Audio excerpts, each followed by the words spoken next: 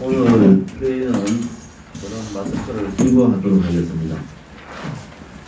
8월 24일 최고위원회의를 시작하겠습니다. 오늘은 박근혜 대통령께서 폭중투쟁 인신강금 1243일째 되는 날입니다. 8월 15일 광화문 집회를 가지고 중국 우한폐렴의 전염의 근본 지역이다, 이렇게 얘기를 합니다. 종북 좌파 세력들 파쇼 문재인 정권은 충분히 그렇게 얘기할 수 있다고 봅니다. 제가 이 확진자 통계를 조금 말씀드리겠습니다. 8월 10일 날부터 8월 18일까지, 왜 8월 18일까지냐? 8.15 집회 이후에 3일간, 그 이후에는 8.15 집회 이후에 보통 발병이 평균 5.2일, 또 3일 이후부터 3일 이전에 발병하는 경우는 거의 없다고 봅니다. 뭐 제 얘기가 아니고 없다고 합니다. 그래서 15일 이후에 3일, 18일까지의 확진자, 중국폐렴 확진자를 보면은 8월 10일 날 34명, 8월 11일 날 54명, 8월 12일 날 56명이었거든요. 그런데 8월 13일 날 대로 뜁니다. 103명. 8월 14일 날 166명. 8월 15일 날 279명. 분명히 이 3일간은 8.15 집회하고는 전혀 상관이 없는 겁니다. 팬데믹은 제2차 유행은 13일부터 시작을 한 겁니다. 그리고 8월 15일 이후 16일 날 197명, 17일 날 246명, 18일 날 297명. 8월 10일부터 18일 사이가 1432명이 발병을 했는데, 확진자가 됐는데, 8월 13일부터 제2차 유행은 시작이 된 겁니다. 지금 문재인 좌파 정권이 7월 말에 소비 쿠폰 발행을 했습니다. 소비 쿠폰은 문화, 관광, 기타 지역의 소비를 장려한다는 명분으로 대량적인 소비 쿠폰 발행을 했습니다. 문화체육부 중심으로. 그런데 질병관리본부의 정은경 관리본부장은 20일 전에 제2차 팬데믹이 올 거라고 얘기를 했습니다. 굉장히 우려가 된다. 그러면은 13일, 14일 날 무슨 일이 벌어진 겁니까? 도대체 정은경 관리본부장은 팬데믹이 온다는 경고를 내리고, 문재인 좌파 정권의 행정부는 소비 촉진을 위한다는 명분으로 대규모 소비 쿠폰을 발행하고 8월 17일을 연휴 공휴일로 잡고, 국민들은 이제 중국 폐렴 코로나19는 끝났다라는 생각을 하고 50만이 쿠폰을 가지고 영화관을 가고, 수십만이 부산 해운대를 중심으로 60만, 200만의 피서민서들이 모였습니다. 누가 책임입니까? 제2차 팬데믹은 13일부터 시작이 됐는데, 그 모든 것을 광화문 내국 국민들한테 덮어씌우고 있는 문재인 좌파 독재 정권의 술책이에요. 정은경 질병관리본부장은 분명히 밝혀야 됩니다. 소비 쿠폰 발행할 때 어떤 입장을 취했는지.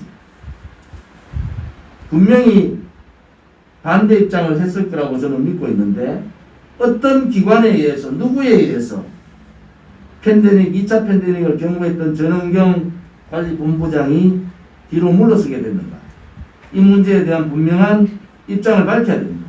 이 문제는 대한민국의 국민의 생명권, 건강권과 직결되어 있는 대단히 중요한 문제입니다.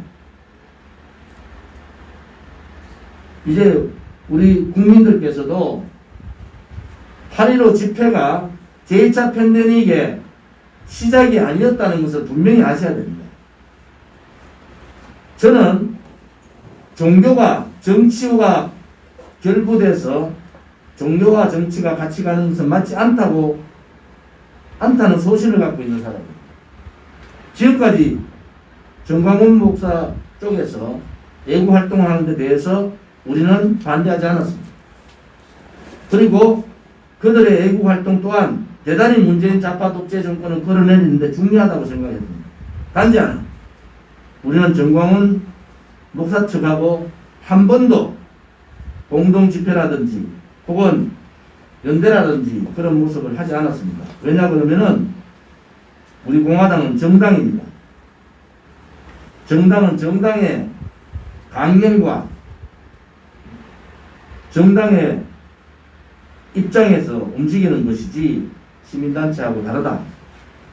이런 입장은 제 소신입니다. 단지 하나, 광화문에 모였던 수만 명의 문재인 퇴진, 못 살겠다, 문재인 갈아보자는 생각을 가진 국민의 절규를 내뱉는 광화문 애국 국민들을 중국 폐렴 전염병 전파자로 몰고 가는 문재인 좌파 독재 정권의 몰염치 책임 떠넘기기에 분노를 금할 수가 없습니다. 분명한 것은 제2차 팬데믹의 시작은 8.15가 아닙니다. 이렇게 마녀 사냥식으로 가는 것은 맞지 않습니다. 또 하나는 미통당, 미래통합당 우리가 보고 있으니까 가당치가 않습니다. 지금 미래통합당의 당대표였던 김무성은 어떤 짓을 했습니까? 그동안에 왜 우리 공화당은 정당으로서의 역할을 하고 있는데 그렇게 마녀상황을 당하고 있는 정광훈 목사님이 저렇게 힘든데 정광훈 목사님을 그렇게 따르던 김무성은 왜 입 쳐닫고 앉아있습니까? 미래통합당은 김무성부터 조치를 하는 게 우선 아닙니까? 자기 발에 묻은 뭐는 무시하고 남의 발에 묻은 결을 욕하는 그러한 오만 불순함에 애국 국민들의 배신감에 애국 국민들에 대한 배신감에 시가 떨립니다. 김건식이라는 자는 여러분들 탄핵 전국에서 김건식이가 어떤 얘기를 했는지 저희들이 찾아서 올리겠습니다. 문재인 좌파 독재 정권 만드는데 굉장한 일조를 한 사람이 김건식입니다. 언제 그가 보수 역할을 했고 언제 그가 보수였습니까? 이당 저당 떠돌아다니다가 당선권이 유력한 지역 공천받아서 떨어지니까 존재감을 내기 위해서 우리 공화당에 대한 내용을 전혀 모르면서 태극기 집회에 애국 국민들의 열정을 전혀 모르면서 함부로 말을 놀리는 김건식에 대해서는 우리 공화당 동지들이 가만히 있지 않을 겁니다. 미통당한테 다시 한 번 더 경고합니다. 당신들은 김종인 체제 들어오면서 보수를 버려버렸지 않습니까? 이승만 대통령도 버리고 박정희 대통령도 버렸잖아요. 보수를 버리고 좌파로 가는 것은 그들이 입장이기 때문에 논하지 않겠습니다. 다시는 미통당 지도부 혹은 미통당 작자들 입에서 우리 공화당 얘기 거론하지 마십시오. 우리 공화당 용서치 않습니다. 다시는 보수 얘기하지 마십시오. 버릴 때는 확실하게 버리세요. 우리 공화당이 언제 미래통합당 보고 보수 지켜달라고 얘기했습니다. 우리 공화당은 보수 정당의 적자답게 보수의 가치를 분명히 지키겠습니다.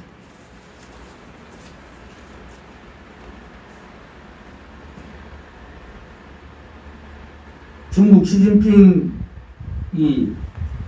방한을 한다. 지금 문재인 좌파 독재 정권이 정신이 있습니까? 없습니까? 온 국민이 중국 폐렴 때문에 불안해하고 힘들어하는데 중국 폐렴, 그야말로 코로나19가 아닌 중국 폐렴, 우한 폐렴의 진원지인 나라의 대표를 대한민국에 불러서 뭘 하겠다는 거예요?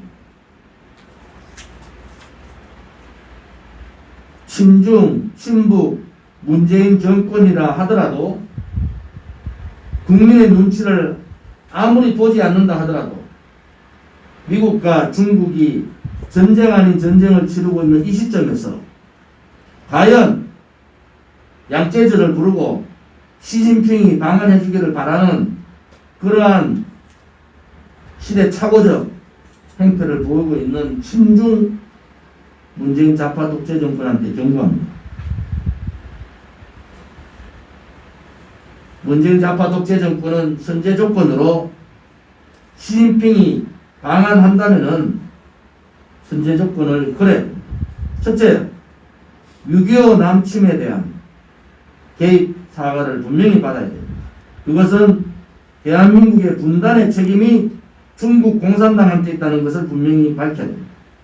두 번째, 사드 보복에 따른 한국 기업 피해에 대해서 피해 보상과 사과를 받아야 됩니다. 한국은 대한민국의 안보를 위해서 사드를 배치할 수밖에 없는 상황이었습니다. 북한 핵을 폐기하지 않은 한 사드 배치는 필수 불가결한 정책이었다.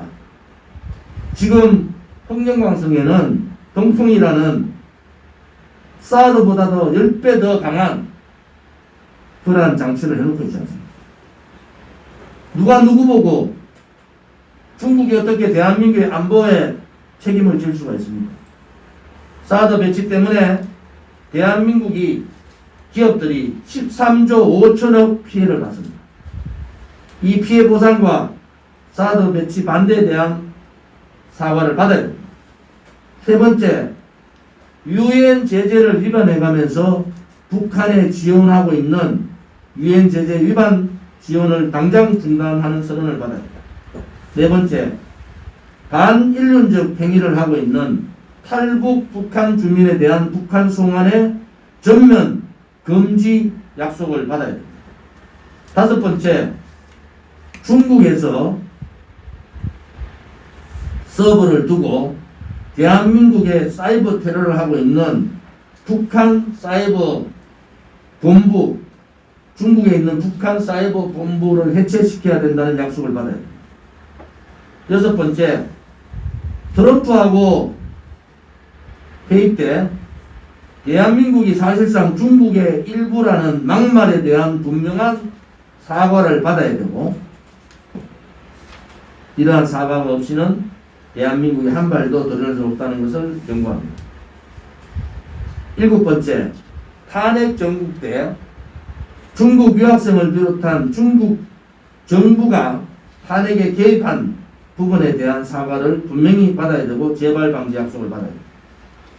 여덟 번째, 패권주의의 상징인 1대1로 정책에 대해서 폐지를 강력하게 요구해야 됩니다. 아홉 번째, 정치활동의 중심이 되고 있는 공자학원 폐지를 공언받아야 됩니다. 열 번째, 제주도를 비롯한 독도 상공의 무단 침범에 대한 재발 방지와 사고를 받아야 됩니다.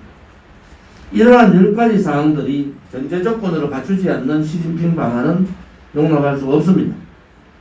아무리 친북 친중 정권이라 하더라도 미국과 중국이 전쟁을 치르고 있는 이 시점에서 중국을 택한다는 것은 대한민국을 끝장내겠다는 겁니다. 우리 공화당은 이러한 부분을 분명히 밝히고 좌파 정권이라도 대한민국의 안보에 직격탄을 맞게 되는 시진핑 방안을 취소하기를 요구합니다.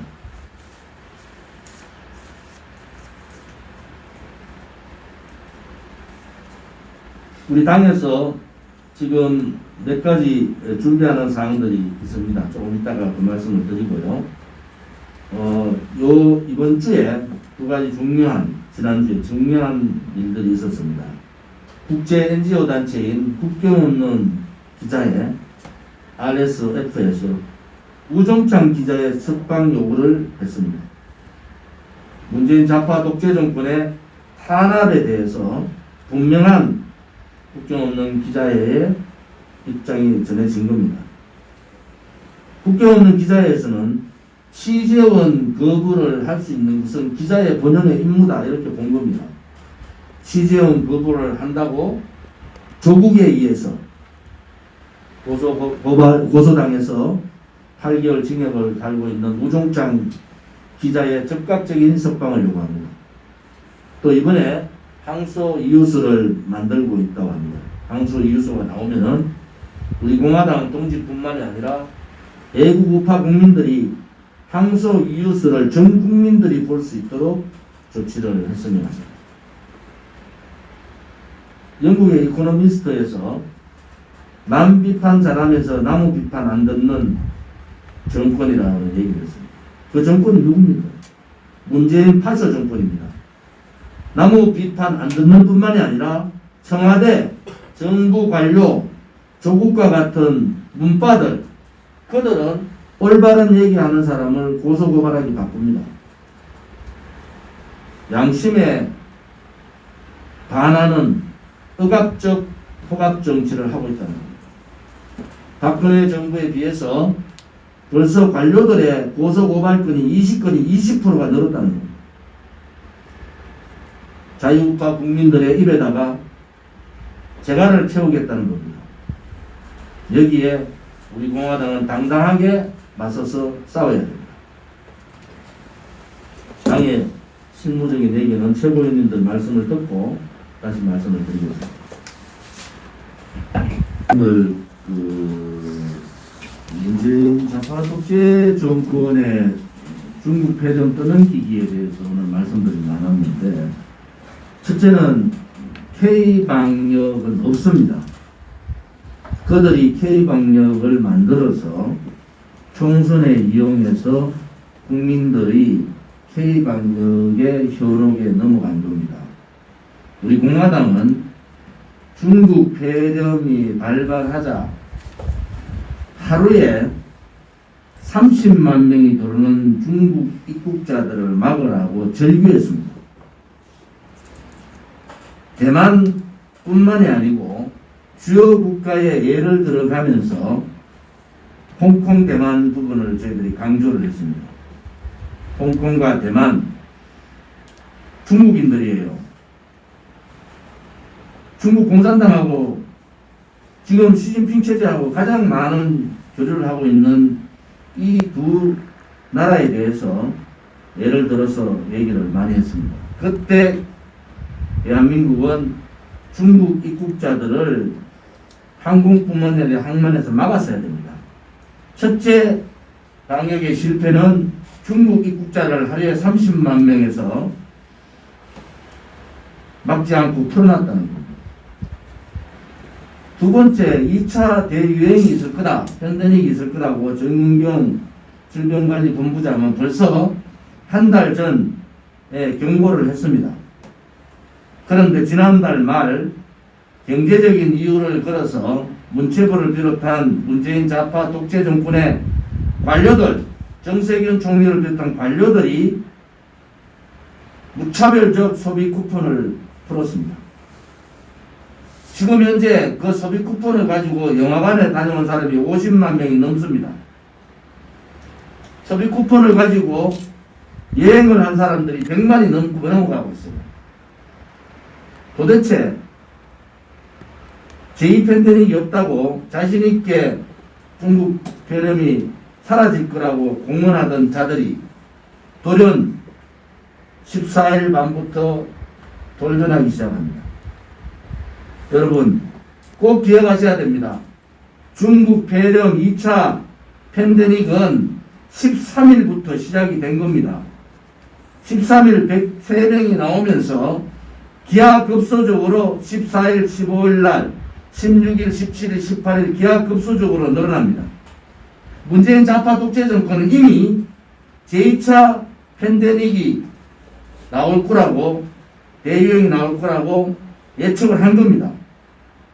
누군가가 방역 실패에 대한 핑계, 책임 넘기기가 필요했기 때문에 광화문 집회를 찍은 겁니다. 광화문 집회 엄벌하겠다고 경찰에서 공포했지 않습니까? 그런데 광화문 들어가는 입구 경찰을 막지 않았어요. 그냥 광화문으로 모이도록 경찰이 방조한 겁니다.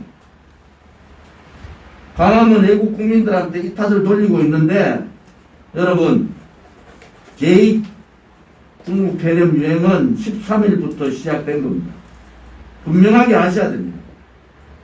지금 광화문에 나와 있는 참석자들을 중국 폐렴의 전염자로 모으는 것은 대단히 잘못된 문재인 좌파 독재 정권의 떠넘기기다. 이 문제에 대해서 우리 애국 우파 국민들이 아셔야 됩니다. 제가 날짜별 발병 확진자 숫자를 말씀드린 이유가 거기에 있습니다. 13일, 14일, 15일, 16일, 17일, 18일, 특히 13, 14, 15, 16, 17일은 광화문 집회와 상관없는 확진자들입니다.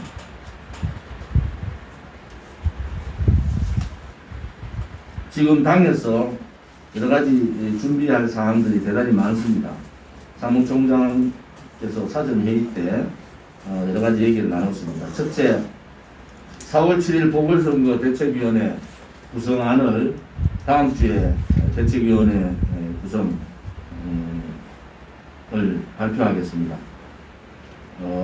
두 번째는 조직강화위원회, 특히 방역 구성에 대한 위원회안이 8월 말, 10월 말, 12월 말 이렇게 조직국에서 제시를 했기 때문에 8월 30일, 8월 말까지 1차 조직위원장 구성안을 발표할 수 있도록 사무총장을 중심으로 적극적인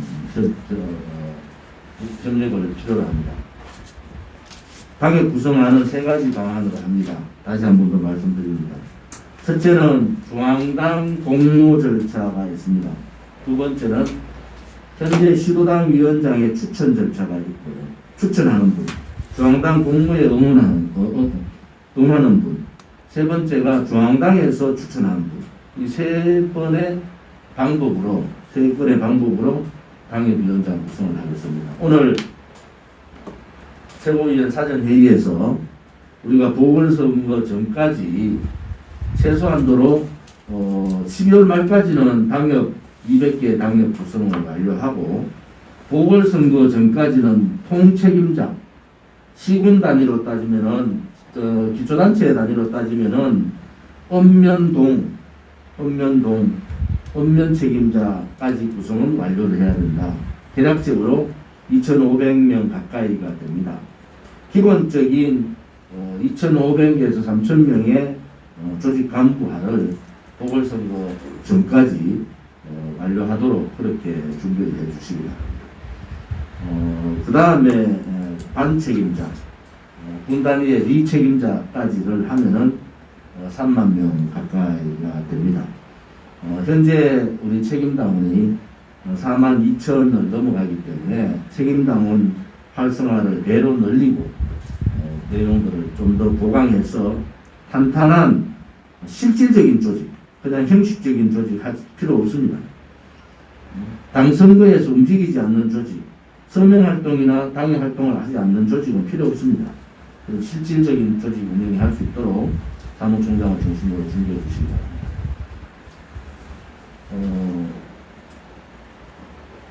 조직강화위원회와 보궐선거 4월 7일 보궐선거 대책위원회 위원들 발표는 다음 주에 발표하도록 하겠습니다. 오늘은 제2기 윤리위원회 후보 의결을 하도록 하겠습니다. 윤리위원회는 당헌 개정안, 오늘 최고위원회에 선 최고위원회 있었습니다만 당헌 개정안이 몇 건이 있습니다. 자유통일당과 합당하면서 기존적인 우리의 입장들이 바뀐 것이 있는데, 윤리위원회는 당의 당대표나 최고위원하고는 완전히 별개의 위원회입니다. 당 지도부나 당 사무처가 개입하지 못하고 윤리위원회의 공정성과 독립성을 보장해야 됩니다. 우리 공화당은 대한애국당 때부터 이 윤리위원회에 또 공천심사위원회의 독립성을 보장하고 있습니다. 우선 당헌 개정안입니다. 당헌 제38조 3항 최고위원회 의결을 거쳐 위원장과 부위원장은 위원 중에서 최고위원회 의결을 거쳐서 당대표가 임명한다는 것을 윤리위원회 자체적으로 위원장과 부위원장을 호선한다. 이렇게 고치겠습니다. 4항 최고위원회 의결을 거쳐서 당대표가 윤리조사관을 임명한다는, 윤리조사관은 윤리위원장의 추천과 최고위원회 의결과 당대표가 임명한다는 건을 윤리조사관은 윤리위원장의 추천을 받아 당대표가 임명한다는 건으로 고치겠습니다. 윤리위원회 구성 및 제2장 중앙윤리위원회 제1절 구성 및 운영권에 위원장 및 부위원장은 위원들 중에서 호선으로 정한다는 항을 넣겠습니다. 당대표가 윤리위원장을 임명했는데 임명제를 없애고 윤리위원회를 윤리위원회 자체적으로 뽑는 걸로 바꿨습니다. 위원회의 협의를 거쳐 위원장의 추천을 받아 당대표가 임명한다. 윤리조사관은 이 또한 위원회의 협의로 위원장의 추천을 받아서 결격사유가 없는 한, 특별한 결격사유가 없는 한 자동으로 임명되는 걸로, 당대표가 임명하는 걸로 그렇게 개정안을 바꾸겠습니다. 이 안에 대해서 상정하겠습니다. 사전 최고위원회에서 검토를 한 결과 이의가 없는 걸로 하고, 당헌 개정안 이 제시하는 안건에 대해서 수정된 부분은 수정된 부분으로 고치도록 하도록 하겠습니다. 두 번째는 제1기 윤리위원회가 당의 대한애국당 창당 때부터 정말 많은 엄해와 정말 많은 당의 파괴 행동에 대해서 1기 위원회가 중심을 잡고 당을 지켜준 데 대해서 감사를 드립니다. 앞으로도 윤리위원회는 다시 한 번 더 말씀드리지만은 윤리위원회의 독립성과 공정성을 100% 담보해야 합니다. 새로 임명되는 제2기 윤리위원회 윤리위원 후보 명단을 상정하도록 하겠습니다. 김수종 당 중소기업대책위원회 위원장, 박일호 전 경남도당 위원장, 정윤리위원회 위원장, 배호성 법무부인 주원 법무부인 주한 변호사, 서성근 전 사무총장 변호사, 서정욱 법무부인 민주 변호사, 윤여덕 천만인 무죄석방본부 총괄본부장, 진순정 여성목으로 청년 최고위원, 한건영 청년 최고위원, 한상수 인제대 법대 교수 최고위원, 변혜룡 법률행정부국장, 이렇게 10명으로 제2기 윤리위원회 위원 임명 안건을 상정하겠습니다. 임명 안건에 대해서 사전 최고위원회를 통해서 논의를 거쳤습니다. 이 없으시면은 제2기 윤리위원회 임명 안건을 통과시키겠습니다. 이 없으십니까? 제2기 윤리위원회 위원 임명 안건을 통과시키기 전에 윤리위원회에서는 제2기 윤리위원회를 잘 운영할 수 있는 윤리위원장과 부위원장을 윤리회 자체에서 호선을 통해서 뽑고 당대표에게 추천 안건을 빠른 시간 내에 넘겨주시기를 바랍니다.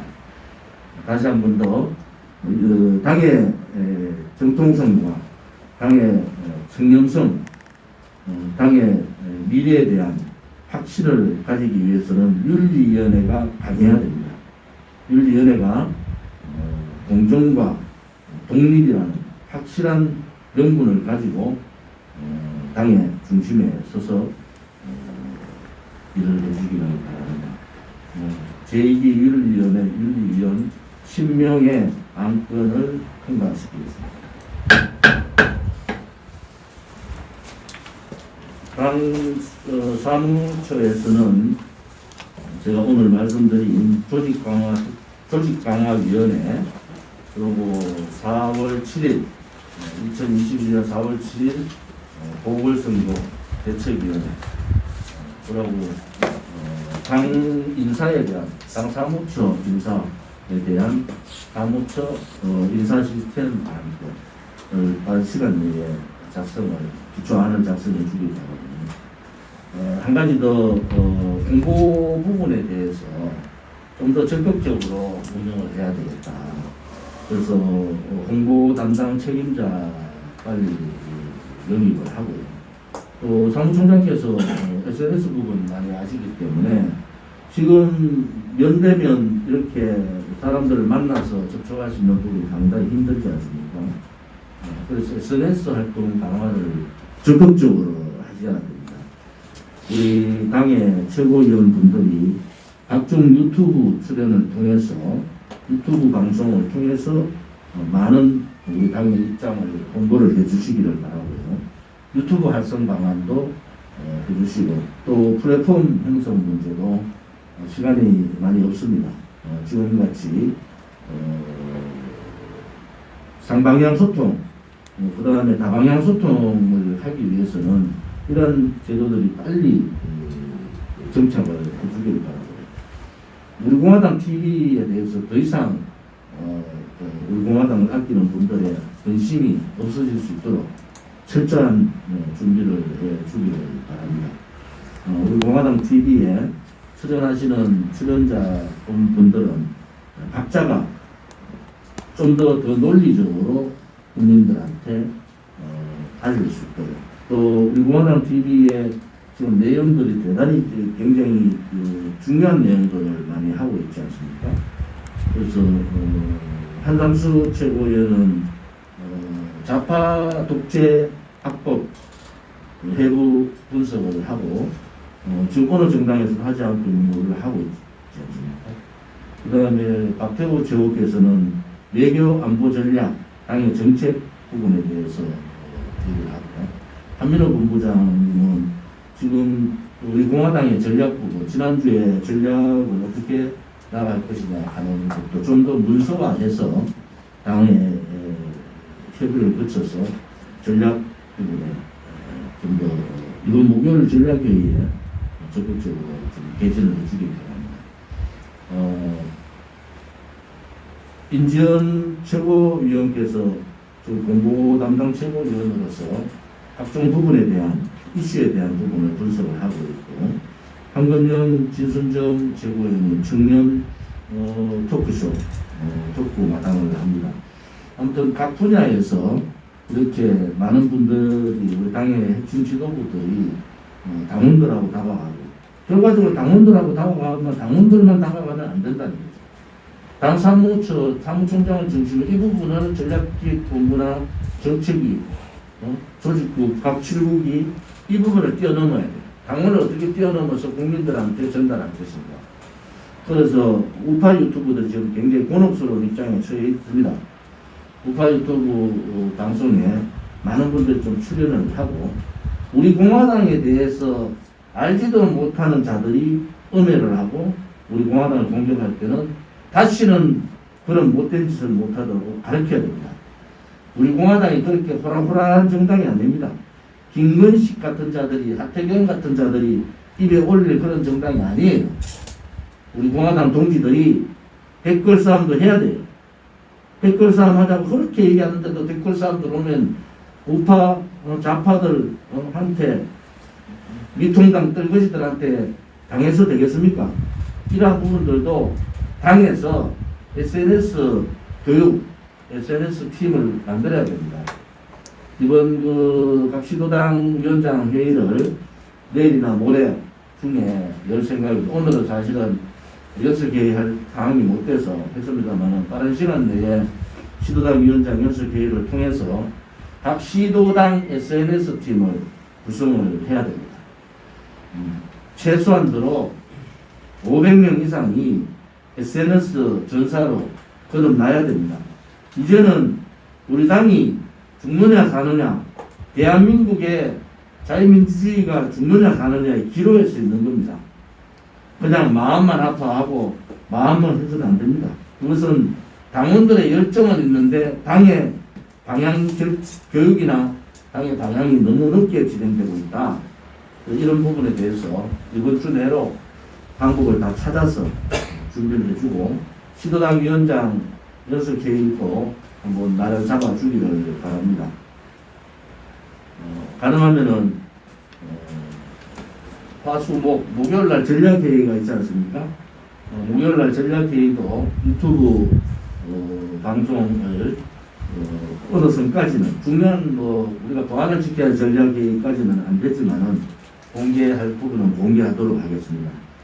우리 공화당을 지켜주신 유튜브 분들한테 지금 사실은 유튜브 분들은 언론이고 방송이고 기자의 역할들을 하고 계시지 않습니까? 그래서 광화문 집회에 가서 취재하는 거 잘못된 거 아닙니다. 여러분 당연히 우리가 기자회견을 마치고 해산을 하고 또 일부 저랑 같이 종로에 갔지 않습니까? 그런데 광화문 집회에 가서 취재한 부분이 문제가 되는 것은 전혀 없다. 그래서 당연히 기자로서 유튜브 방송을 할 도리다. 단지 하나 지금 여러 가지 우한폐렴, 중미 우한폐렴에 걱정을 하는 부분이 있어서 이번 주까지만 조금 통제를 하고 있습니다. 광화문 가지 않으신 분들은 목요일부터 이 회의에 유튜브 분들 참여하셔도 됩니다. 혹여 취재를 위해서 광화문 가신 분들은 다음 주 월요일부터 취재 활동을 해주시면 고맙겠습니다. 우리 오늘 지난주에 서명대가 거의 운행되지 않았습니다. 이번 달까지는 수도권은 서명대 운영을 조금 자제해 주시기를 바랍니다. 그리고 이번 달 지나면은 9월 달부터는 전국적으로 서명대 활동을 하도록 하겠습니다. 또한 자원봉사 부분이 있습니다. 지난번 김태수 최고위원께서 정말 무만 가지고 열심히 자원봉사를 해주셨고 또 피해를 입은 그 농장의 젊은 농장 주인께서도 굉장히 감동을 받은 모습을 봤습니다. 우선 수해 복구에 자원봉사를 요청하는 분들은 수해 복구 자원봉사 인원을 최소한 20명 정도로 해서 수해 복구 지역에 순수한 봉사활동, 복구 봉사활동을 하도록 하겠습니다. 또 태풍 비바가 올라오고 있습니다. 태풍에 대해서도 여러 국민들께서 대비를 간단히 해주시길 바라고 농촌 봉사활동을 하겠습니다. 당분간 서명대 활동과 동시에 농촌 봉사활동을 각 시군 시도당 단위별로 봉사활동조를 만들어서 약 10인 이하로서 봉사활동조를 만들어서 봉사활동을 하기를 바랍니다. 우리가 봉사활동하고 또 수해복구 봉사활동을 하는 것은 조용하게 국민의 바다로 다가가는 겁니다. 조용하게. 그래서 여러분들이 진정되게 우리 공화당의 실체가 뭔지, 우리 공화당이 가고자 하는 길이 뭔지 이런 부분에 대해서 사무총장을 중심으로 준비를 해주시기를 바랍니다. 공개 회의는 이 정도로 하고요. 비공개로 전환하도록 하겠습니다.